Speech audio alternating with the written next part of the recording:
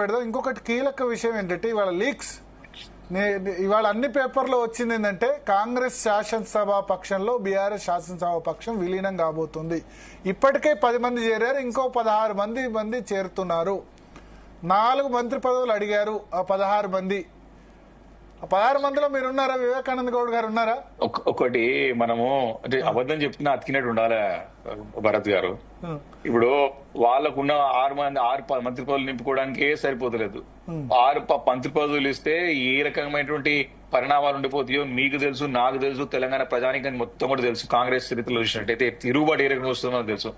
ఉన్న 10 మందిలోనే చాలా మంది అక్కడ వెక్స్ అయిపోయి ఇక్కడ ఏం పనులు జరగట్లేదు, ఇక్కడంతా కూడా రోజుకి ఎవరి దుకాణం వారికి ఉంది, ఏ మంత్రి ఆ మంత్రి దుకాణం పెట్టుకుని మొత్తం దందాలు చేస్తా ఉన్నాడు, ముఖ్యమంత్రి కలవడని చెప్పి ఇప్పటికే ఇబ్బంది పడి వాళ్ళు రిటర్న్ అవుతానికంటే ఆ రివర్స్ ఇంజనీరింగ్ టైప్ లో 100% సగం మంది ఎమ్మెల్యేలు తిరిగి రావడానికి సిద్ధంగా ఉన్న సందర్భంలో వాళ్ళు మైండ్ చేయమంటే లీకులు అంటే ఈ ప్రభుత్వం అంతా కూడా డే 1 నుంచి భరత్ గారు ముఖ్యమంత్రి గారికి ముందు ఆయనకి ఏంటంటే చిట్ చాట్ చేయడము, చిట్ చాట్ ముఖ్యమంత్రి ఆయన ముఖ్యమంత్రిగా చిట్ చాట్ ముఖ్యమంత్రి అయిపోయాడు. ఆయనంతా లీకులు ముఖ్యమంత్రి అయిపోయాడు, సాగులు చెప్పే ముఖ్యమంత్రి అయిపోయాడు, ఫేకులు చెప్పే ముఖ్యమంత్రి అయిపోయాడు. నేను స్పష్టంగా చెప్తున్నాను, లీకులు చేయడము, సాకులు చెప్పడం దాటివేయడానికి, ఫేకులు వార్తలు క్రియేట్ చేయడం.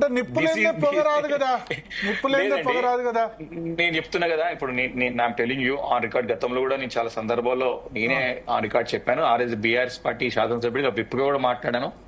కాంగ్రెస్ పార్టీలో ఉన్నటువంటి కాంగ్రెస్ పార్టీ నుంచి ఎన్నుకోబడ్డటువంటి శాసనసభ్యులే చాలా మంది నాయకులే ఈ ప్రభుత్వం నిలిచేది కాదు. రేపు పొద్దున ఎప్పుడైనా కూలిపోయేది, రేపు పొద్దున వచ్చే ప్రసక్తే లేదు. రేపు పొద్దున భవిష్యత్తులో డిలిమిటేషన్ అయితే మళ్ళీ మనం బీఆర్ఎస్ పార్టీలో గెలవాలి, బీఆర్ఎస్ పార్టీ అయితే గెలుస్తామని చెప్పి చాలా మంది కాంగ్రెస్ పార్టీకి చెందినటువంటి ఎమ్మెల్యేలే మా కేసీఆర్ గారితో టచ్ ఉన్నారు. పార్టీ మనుగడ సాధించేది కాదని చెప్పేసి ఇది ఓపెన్ ఫ్యాక్ట్. ఇది ఇప్పుడు పార్టీ ఫిరాయింపుల వ్యవహారంలో సుప్రీంకోర్టు తీర్పు ఎలా